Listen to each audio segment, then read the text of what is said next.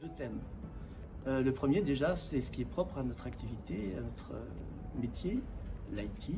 Et là, on parle de Green IT.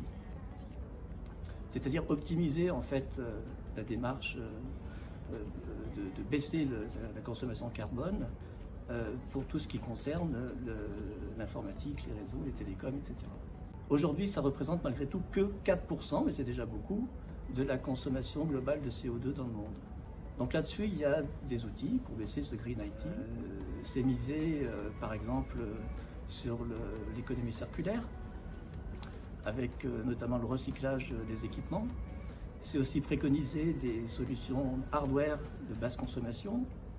Et c'est, de mon avis surtout, investir sur le cloud, parce que le cloud, c'est une démarche forte, intéressante, pour pouvoir baisser son CO2. Pourquoi? Parce qu'il y a une très forte massification, mutualisation. Et savez-vous, en définitive, de combien on peut baisser son CO2 par rapport à une infrastructure classique? Eh bien, ça peut être de 28 à 98% des normes.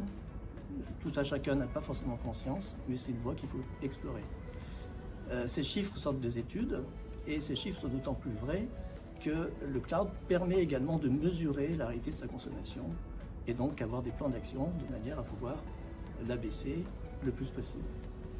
Mais il y a une autre démarche pour répondre aux 96% restants des activités autres que l'IT, et c'est peut-être là qu'il y a le plus à faire avec l'IT, c'est participer à la baisse de la consommation CO2 par ce qu'on appelle plus généralement IT for Green, c'est-à-dire apporter des outils aux autres entreprises qui sont dans d'autres domaines pour pouvoir optimiser leur consommation de CO2 et la baisser.